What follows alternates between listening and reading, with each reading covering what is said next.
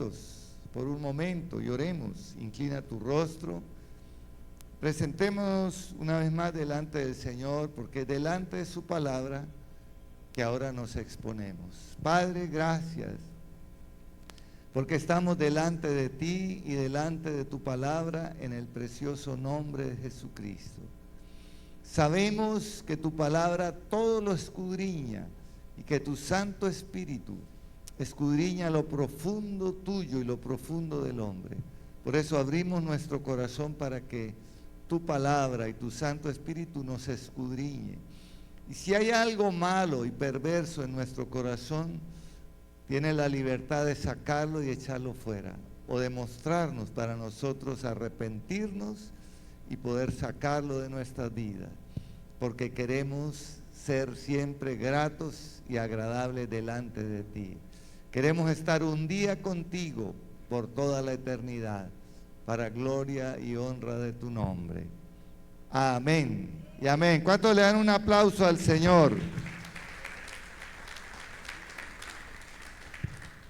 Este es un tema vital para un cristiano y para todo ser humano, porque todos un día, todos, absolutamente todos, pasaremos por un tribunal. La Escritura dice que pasaremos por el juicio del gran trono blanco y que todos estaremos expuestos delante de Dios y todas nuestras obras, buenas y malas, y estaremos dando cuenta delante del Señor. Esto nos tiene que proyectar a nosotros al presente, porque hay gente que vive su vida como si nunca fueran a entregar cuentas de lo que están haciendo. Y la Escritura es muy clara al decir que Dios pagará a cada uno según sus obras. Hace algún tiempo, recién convertido, yo le estaba hablando del Señor a un amigo mío, un hombre ya mayor, temeroso de Dios, pero muy religioso, y él se inquietaba por las cosas del Señor. Cuando yo llegaba allá por cuestiones de trabajo, él cerraba la puerta de la gerencia, le decía a la secretaria, no me pase llamadas mientras esté aquí con Johnny, y comenzaba a preguntarme de las cosas de Dios, y yo comenzaba a hablarle. Yo estaba recién convertido, y de lo que yo sabía yo le daba, y en esos días lo asesinaron, y él no alcanzó a hacer la oración de fe. Y yo, cuando llegué a mi casa en la noche, después de escuchar la noticia de que había sido asesinado mi amigo, yo lloré delante del Señor y con tristeza de corazón, porque no alcancé a hacerle la oración de fe. Y yo le pregunté a Dios, Señor, ¿él se salvó o no se salvó? Porque es la inquietud normal de una persona por alguien que aprecia. Y el Señor no me contestó ni sí ni no, pero me contestó con ese texto: Dios pagará a cada uno según sus obras. Y ahí dice que al que se esfuerza en bien hacer o en hacer el bien, Dios le da gloria, honra e inmortalidad. Pero al que hace lo malo, juicio e ira de Dios. O sea, Dios pagará a cada uno según sus obras. Y esto desmiente y ataca una doctrina que está circulando en el mundo y viene circulando desde hace rato, que es creciendo en gracia, y la digo con nombre propio para que usted aprenda. Ellos pregonan que usted recibe a Jesucristo, puede vivir de cualquier manera, que ya es salvo. Y Pablo dice, ¿cómo vamos a menospreciar esta salvación tan grande? ¿Cómo la vamos a descuidar? La salvación es gratuita. Ahora vamos a ver que es por gracia que nosotros la recibimos, pero debemos cuidarla. Es como cuando alguien recibe una herencia, no trabajó por ese recurso que recibe, pero si lo menosprecia en poco tiempo no tiene nada. Asimismo es la gracia que ha llegado sobre nuestras vidas. No tuvimos que pagar nosotros, pero alguien tuvo que pagar. Y el hecho de que no nos haya costado a nosotros no significa que no debemos cuidarla. Como el texto es tan explícito y está hablando del justo juicio de Dios, y ese es el título de la enseñanza, el justo juicio de Dios. Humanamente tenemos jueces que juzgan las acciones humanas, cada país tiene sus normas, sus reglas, pero en forma general las malas acciones se castigan, en unos casos con cárcel, en otros hasta con pena de muerte, pero ningún delito que se cometa bajo leyes humanas está exento de ser penalizado por la ley. Algunos podrán comprar jueces, podrán manipular y enredar, pero se podrán escapar del juicio humano, pero del juicio divino nadie se puede escapar. Nadie se puede escapar. Y eso es lo que nosotros tenemos que tener en cuenta, que cada acción nuestra y todo lo que nosotros hagamos un día tendrá que ser confrontado delante de Dios, y eso nos obliga a mirar nuestro presente. Lo que pasó atrás ya no lo podemos cambiar, solo arrepentirnos de lo malo que hicimos atrás para que en nuestro presente podamos vivir una vida plena y agradable delante de Dios. No es quedarnos dando unos golpes de pecho por lo malo que hicimos atrás. Ya lo que hicimos, hicimos. Ya no podemos cambiarlo ni para bien ni para mal. Lo que pasó, pasó, pero sí podemos cambiar nuestro futuro y nuestro presente cuando oímos la palabra de Dios y la ponemos por obra. De este texto se sacan enseñanzas riquísimas de la gracia salvadora que Dios ha dejado para nosotros. Y yo quiero ir propiamente a la enseñanza para aprovechar el tiempo. Y lo primero que podemos ver allí, en los versículos iniciales, es que yo no debo juzgar a nadie. ¿Qué es lo que debo o no debo hacer? Diga, yo no debo juzgar a nadie. Vuelva por favor al texto, Romanos 2, 1 al 4. Vamos a leerlo para refrescar y tomar las enseñanzas que allí la Biblia nos ofrece. Dice, por lo cual eres inexcusable. ¿Qué significa ser inexcusable? No tengo excusa, no tengo ninguna justificación para de juzgar a alguien. Hombre, quien quiera que seas tú que juzgas, pues en lo que juzgas a otro te condenas a ti mismo, porque tú que juzgas haces lo mismo. Mas sabemos que el juicio de Dios contra los que practican tales cosas es según verdad. Y piensas esto, hombre, tú que juzgas a los que tal hacen y haces lo mismo, que tú escaparás del juicio de Dios. O menosprecia las riquezas de su benignidad, paciencia y longanimidad, ignorando su benignidad que te guía al arrepentimiento. Aquí el texto que Pablo nos está diciendo es, no tenemos la potestad de juzgar a nadie. Absolutamente. Podemos ver a alguien haciendo lo malo, no somos quienes para juzgarlo, porque si yo tengo la capacidad de ver el error allá es porque también está aquí. Mire un niño es inocente y de pronto ve a alguien haciendo lo malo y para él no tiene ningún problema, porque él no está contaminado todavía de la maldad. Y alguien puede estar haciendo lo malo y un niño lo ve normal. Pero ¿por qué nosotros podemos ver maldad allá en otras personas? Es porque nosotros ya la hemos vivido y la hemos experimentado. Eso es lo que está diciendo el apóstol, que cuando nosotros tenemos la capacidad de ver el error y el pecado allá es porque ya está en nosotros o lo hemos practicado. Entonces el apóstol está diciendo, no puedes o no debes juzgar a nadie porque tú mismo te estás condenando en lo que juzgas. Porque cuando yo juzgo a otro, cuando yo lo mido con una vara, con esa misma vara, yo seré medido, lo que dice Lucas 6:36. Con la misma vara que midieres, serás medido. Si yo no quiero que nadie me juzgue, pues no juzgo a nadie. Ese es un principio universal o la regla de oro que está allí establecida.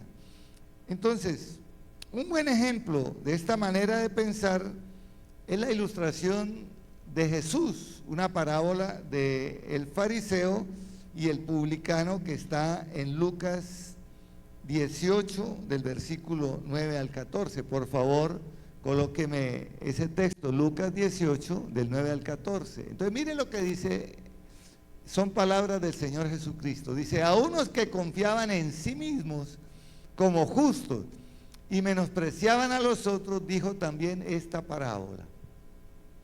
Dos hombres subieron al templo a orar. Uno era fariseo y el otro era publicano. Vamos a hacer un paréntesis aquí. Devuélvame el texto.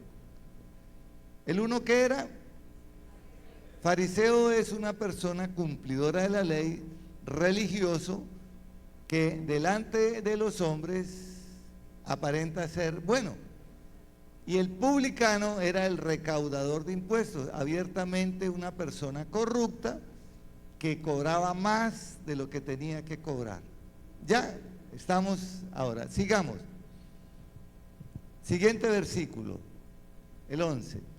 El fariseo puesto en pie oraba consigo mismo de esta manera: Dios, te doy gracias porque no soy como los otros hombres, ladrones, injustos, adúlteros, ni aún como este publicano. Ayuno 2 veces a la semana, doy diezmos de todo lo que gano. Mas el publicano, estando lejos, no quería ni aún alzar los ojos al cielo, sino que se golpeaba el pecho diciendo: Dios, sé propicio a mí, pecador.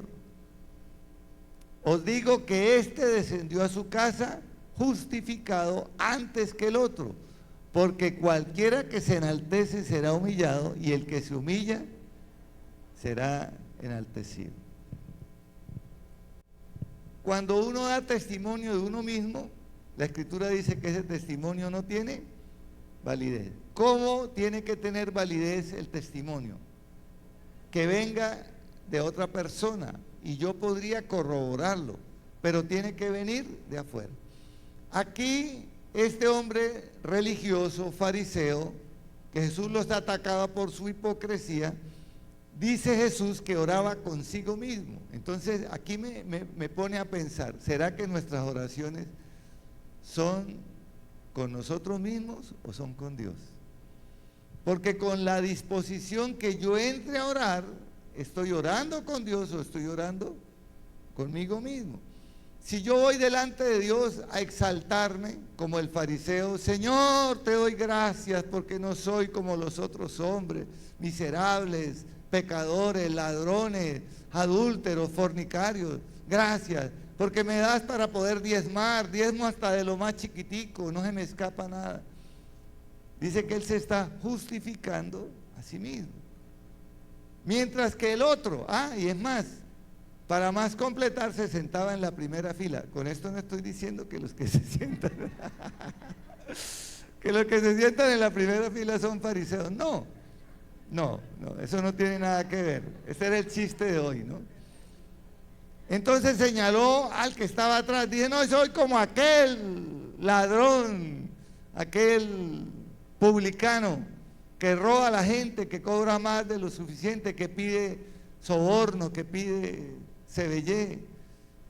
Y entonces Jesús interrumpe allí y dice: pero el otro, el que estaba atrás, ni aún se atrevía a levantar los ojos, sino que humillado se daba golpes en el pecho. ¿Y qué decía?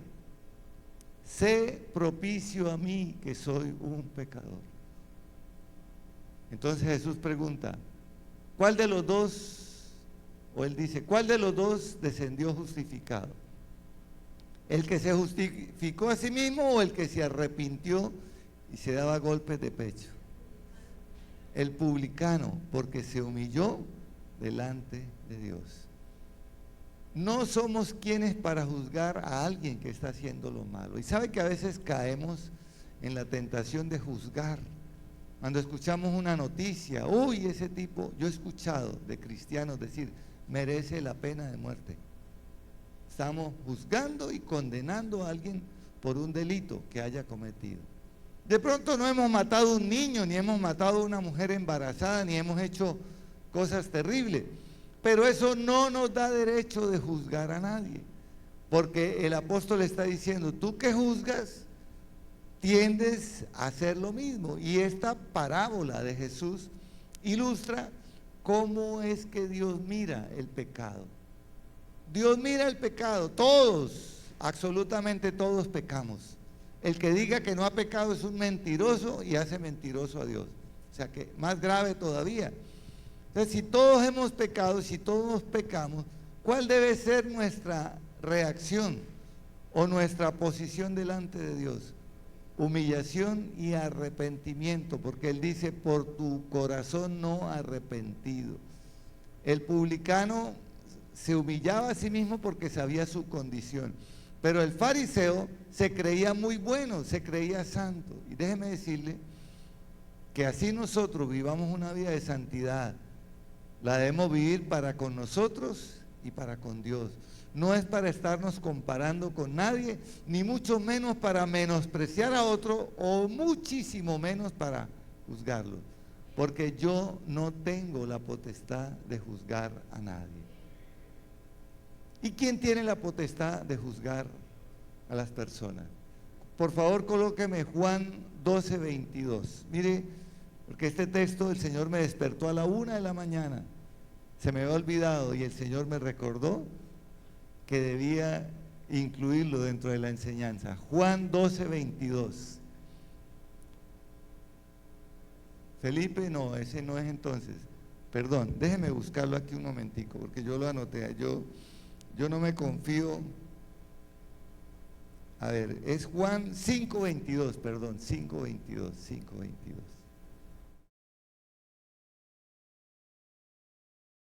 Juzga, sino que todo el juicio dio ¿a quién?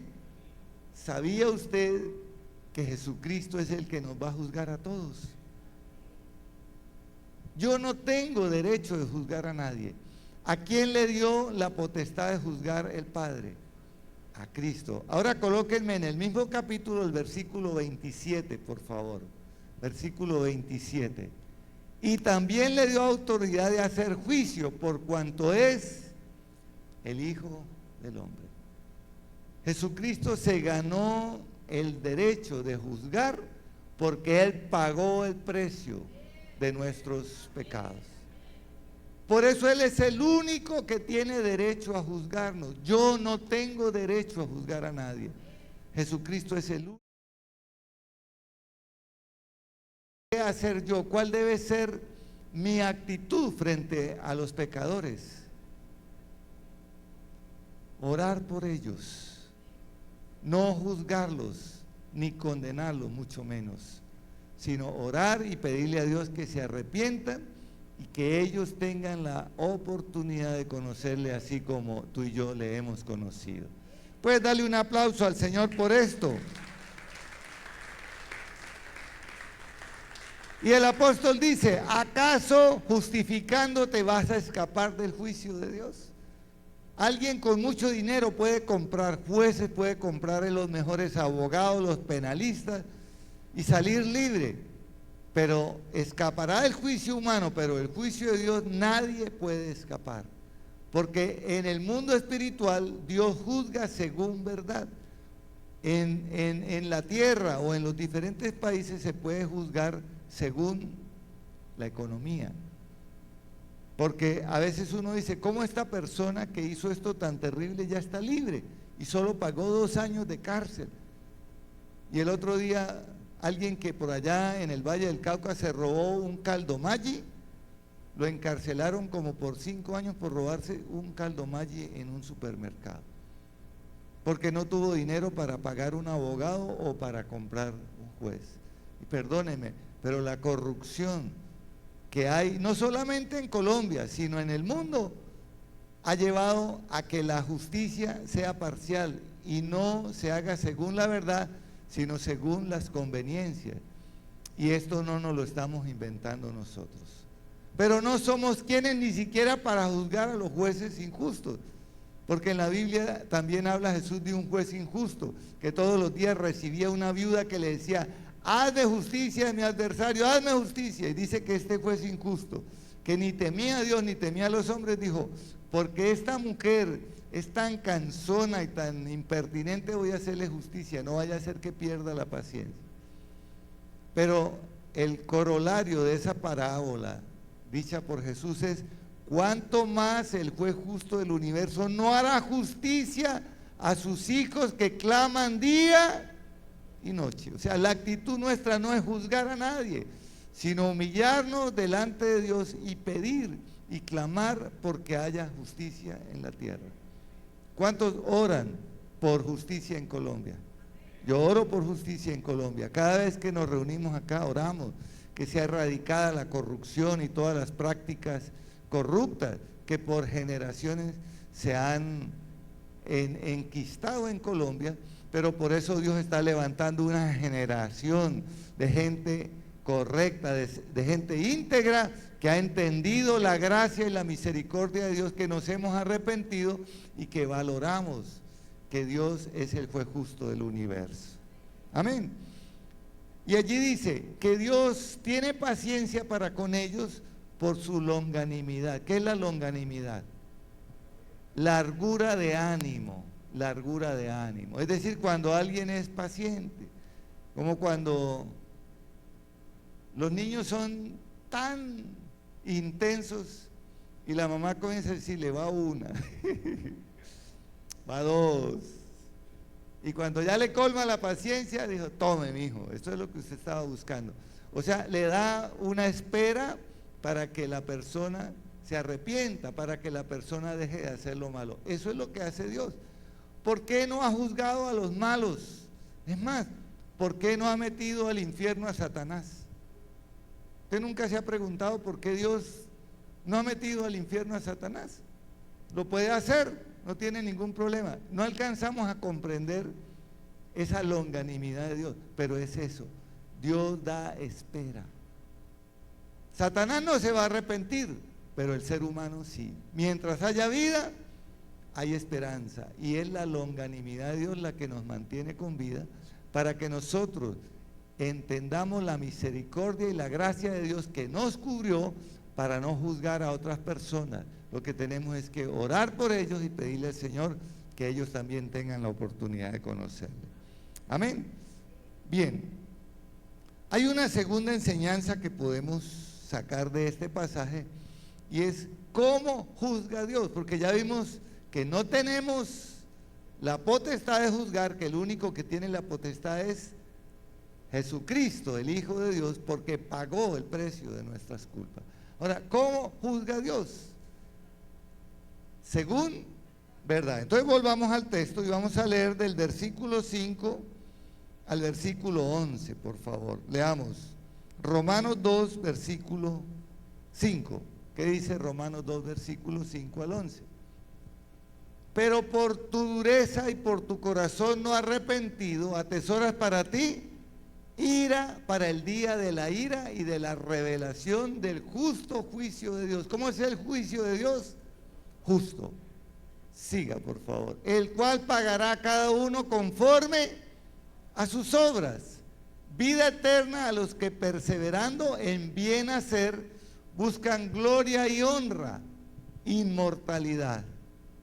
Pero ira y enojo a los que son contenciosos y no obedecen a la verdad, sino que obedecen a la injusticia.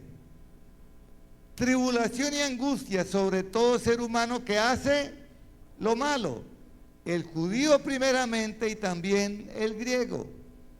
Pero gloria y honra y paz a todo el que hace lo bueno, al judío primeramente y también al griego. Porque no hay acepción de personas para con Dios. ¿Cómo nos juzgará Dios? Según nuestras obras. Si nuestras obras buenas son colocadas en balanza con las obras malas, ¿cuál de las dos pesaría más? ¿Cuál pesaría más? ¿Las obras buenas o las obras malas? Estamos hablando de nosotros mismos. Las malas. Obviamente, hemos hecho más cosas malas que buenas. ¿Sabe qué es lo único bueno realmente bueno que hemos hecho? Haber recibido a Jesucristo como Señor y Salvador de nuestras vidas. Dele un aplauso al Señor. Es lo único bueno que hemos hecho.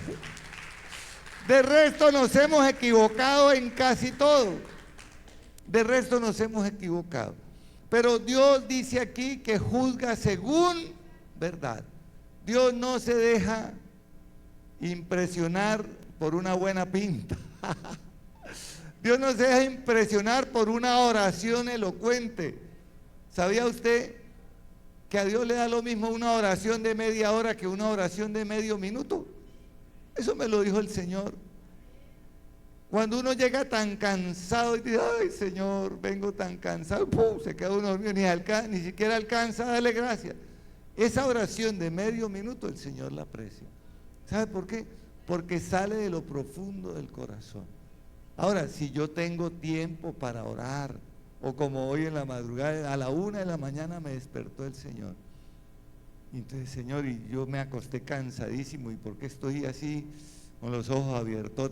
Voy y abro el celular donde tengo la Biblia, y el Señor me estaba recordando los dos textos de Juan 5, el 22 y el 27.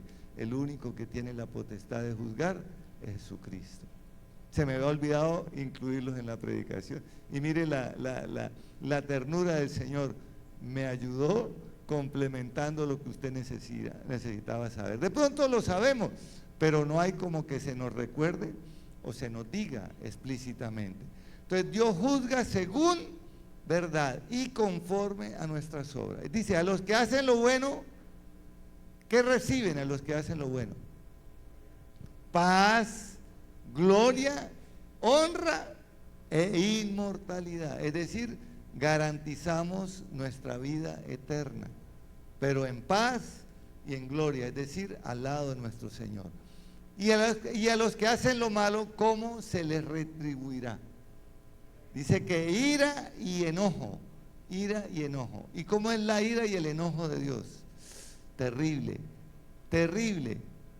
Por eso, si yo de pronto he menospreciado la gracia de Dios, que es lo que vamos a ver al final, que es la conclusión, entonces tenga temor de la ira de Dios, porque nadie escapará del castigo y de la ira de Dios.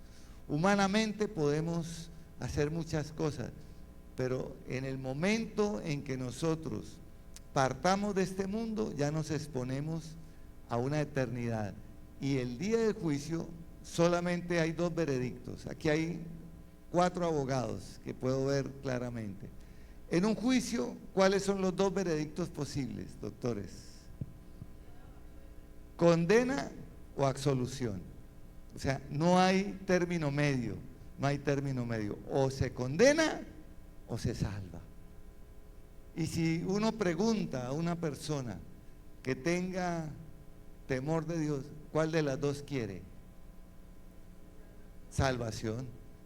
Si yo tengo todos mis sentidos puestos, yo quiero salvación. Pero ¿sabe qué es lo terrible? Que hay personas que, inmersos en el pecado, menosprecian la salvación y dicen, yo creo que eso ni siquiera existe, pero yo quiero, a través de esta palabra, recordar que sí hay un juicio al cual todos vamos a estar expuestos, y que si nosotros queremos que ese juicio se incline a nuestro favor, debemos arrepentirnos. No hay otro camino. Y cuando oremos por alguien que esté haciendo lo malo, nuestra oración tiene que ir dirigida en ese sentido. Señor, permite que esa persona se arrepienta. Permite que tenga la oportunidad de conocerte. Permite que esa persona vea que lo que está haciendo está mal. Porque dijo el pastor Pedro, el último que se entera que tiene mal aliento es el que lo tiene. Todo el mundo sabe que tiene mal aliento, pero el último que se entera es el que lo tiene. Así muchas veces pasa con la persona que está inmersa en el pecado.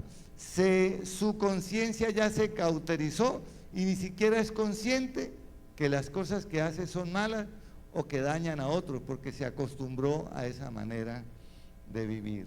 Entonces, ¿cómo juzga Dios? Según verdad, y pagará a cada uno conforme a sus obras. Al que hace lo bueno, dice que paz, vida eterna, gloria e inmortalidad. Pero al que hace lo malo, la ira de Dios, el justo juicio de Dios sobre los que hacen lo malo. Ahora, la paga del pecado es muerte. A la condenación se le llama también muerte eterna. ¿Cómo se le llama? Muerte eterna. Y a la salvación se le llama vida eterna. Y el único que garantiza vida eterna se llama Jesucristo, el Hijo de Dios, el Señor y Salvador de nuestra vida. Démosle un aplauso al Señor por esto.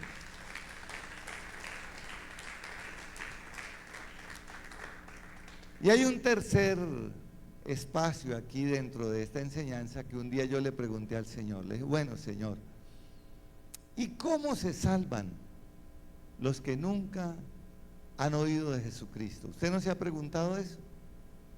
¿Y cómo se salvan aquellos indígenas allá en lo más profundo de la selva, donde nunca llegaron misioneros a predicarles la palabra del Señor? ¿Cómo se salvarán? Y sabe que el juicio de Dios sobre esas personas también es justo. Mire lo que dice el texto, porque está todo allí en Romanos. Romanos 2, del 12 al 16. Por favor, vamos a la Biblia. Romanos 2, 12. Dice, porque todos los que sin ley han pecado, sin ley también perecerán. Y todos los que bajo la ley han pecado, por la ley serán juzgados. Porque no son los oidores de la ley los justos ante Dios, sino los hacedores de la ley serán justificados. Porque cuando los gentiles que no tienen ley hacen por naturaleza lo que es de la ley, estos, aunque no tengan ley, son ley para sí mismos, mostrando la obra de la ley escrita en sus corazones, dando testimonio su conciencia y acusándoles o defendiéndoles sus razonamientos. Mire la justicia eterna y verdadera de Dios.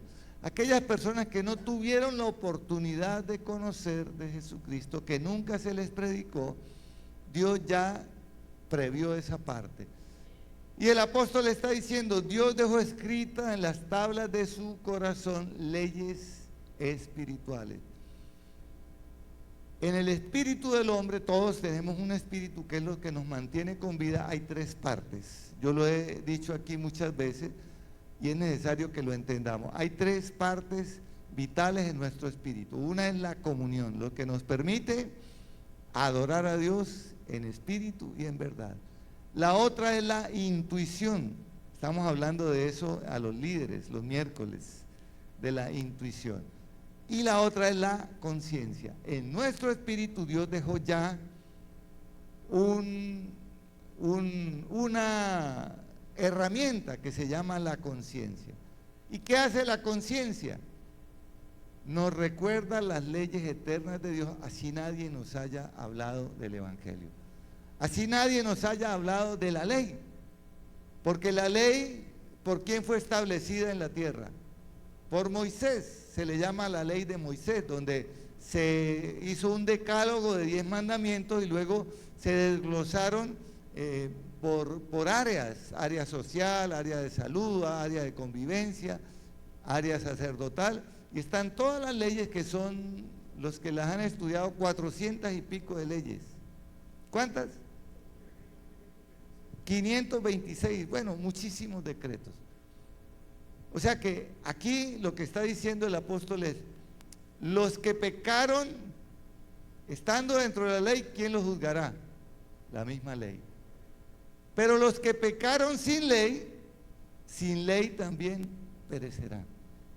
Porque no hay excusa delante de Dios, no tenemos justificación delante de Dios, porque a los que no conocieron la ley o no conocieron el Evangelio, Dios dejó en nuestros corazones esas leyes escritas, imborrables, que son o están en nuestra conciencia. ¿Y qué hace la conciencia?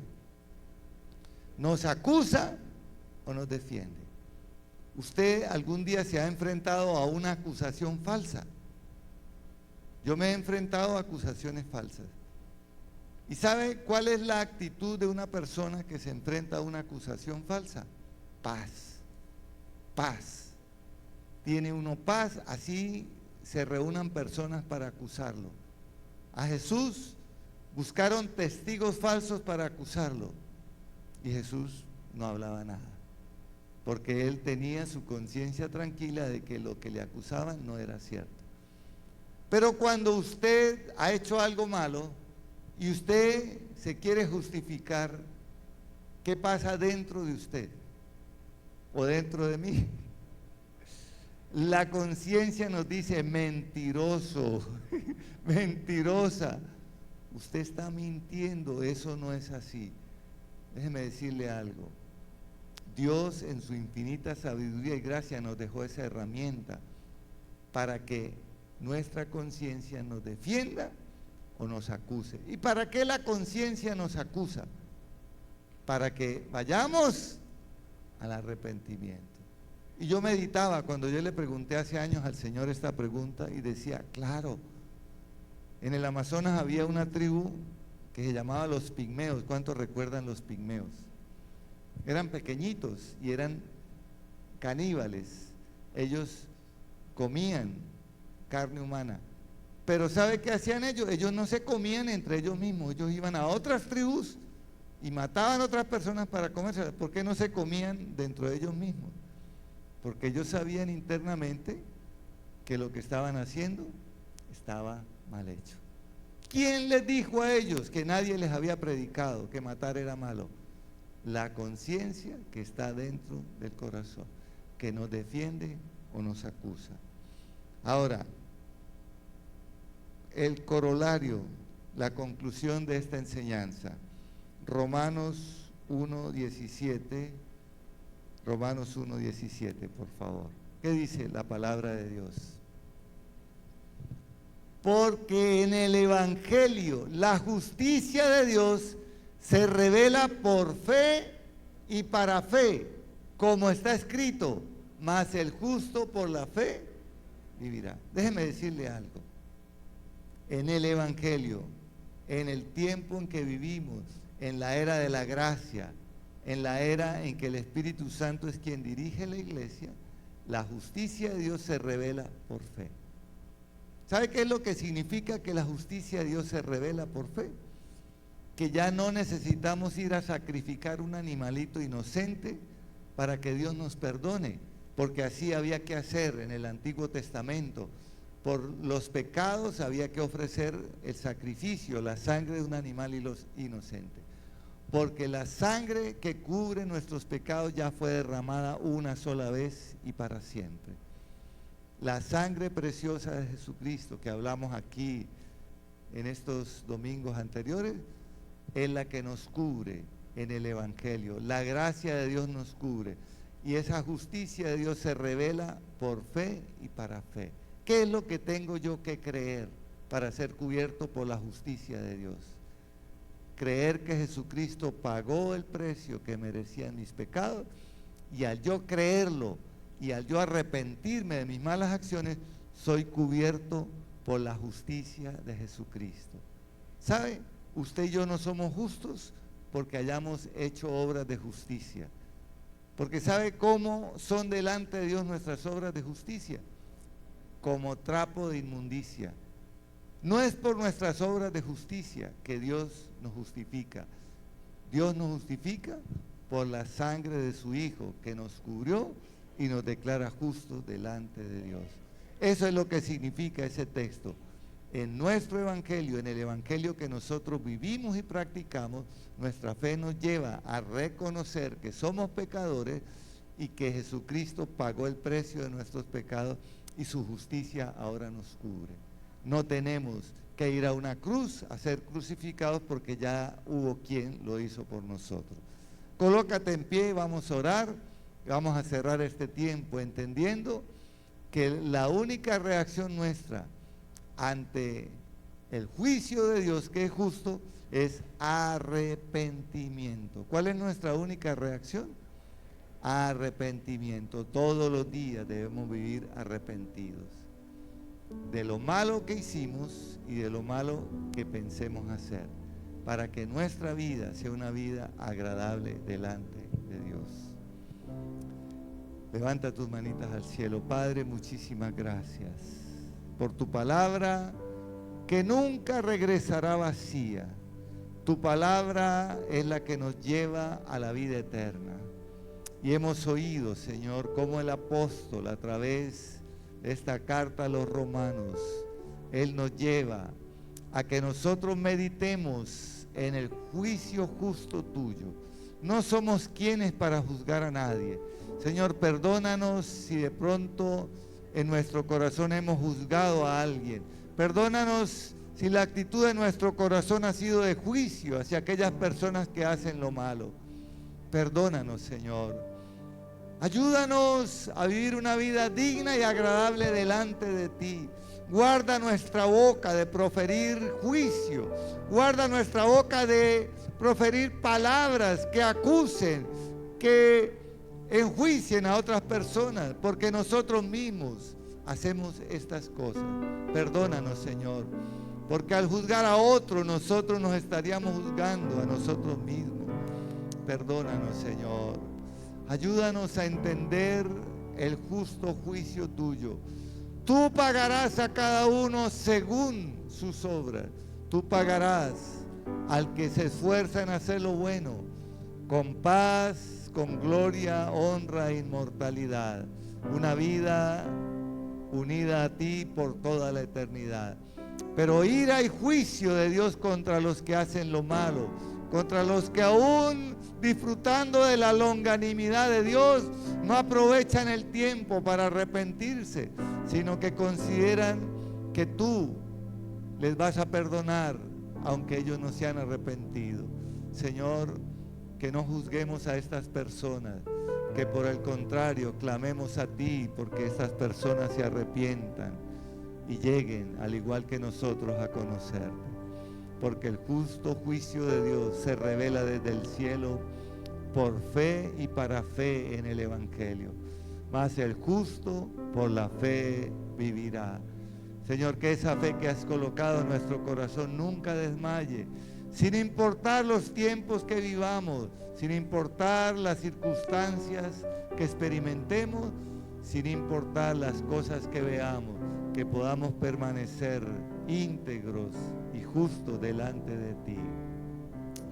Padre, muchísimas gracias. Ahora, Señor, traemos nuestra ofrenda, nuestro diezmo, nuestra primicia, nuestra ofrenda misionera delante de ti. Es de lo que tú nos diste primero, que hemos apartado con alegría, con gozo, con liberalidad. Nadie nos obliga, nadie nos constriñe, sino que en nuestro corazón agradecido traemos esta ofrenda. Recíbela, oh Dios. En tus manos sea multiplicada y a través de ella se financien campañas evangelísticas, se construyan templos que alaben y glorifiquen tu nombre, se sustenten a los misioneros y a los huérfanos allí en países lejanos, donde ellos, si no fuera por la obra misionera, hubieran perecido hace tiempo. Bendice las misiones en el mundo, bendice a los misioneros, que a través de estos recursos el reino de los cielos se extienda hasta lo último de la tierra. Que aquellas personas que hacen lo malo se arrepientan y lleguen a conocerte y con sus propias manos trabajen y ayuden a los que padecen necesidad. Diga conmigo, yo declaro una nueva realidad económica para mi vida. Diga, yo declaro que tendré siempre todo lo suficiente en todas mis necesidades y que podré abundar para toda buena obra. Diga, yo sé, Padre amado, que tú suples mis necesidades y que tú me bendices conforme a tus riquezas y a tu gloria. De lo recibido de tu mano, te devuelvo con gratitud. Amén y amén. Por favor, venga al altar, deposita su ofrenda, su diezmo, su primicia, dando gloria y honra al Señor. Aprovechamos para saludar a los que están conectados a través de la internet. Dios nos regaló esta herramienta para que a través de ella podamos llegar hasta los hogares de aquellas personas que no pueden por alguna razón desplazarse hasta este lugar. Que Dios los bendiga, Dios los guarde y que la palabra que se predicó quede atesorada en sus corazones. Levanta tus manitas al cielo, levántala. Padre, gracias por tu palabra. Dígale: atesoro en mi corazón y propongo vivir por ella y practicarla y ser un hacedor de tu palabra y no solamente un oidor. Muchísimas gracias. Padre, bendigo a tu pueblo y los despido en paz a sus casas con toda bendición del cielo. En el nombre del Padre, del Hijo y del Espíritu Santo. Amén. Amén. Dios los bendiga. Vaya en paz a su casa. Ay, los nuevos. Hay personas que llegaron hoy, que vinieron por primera vez.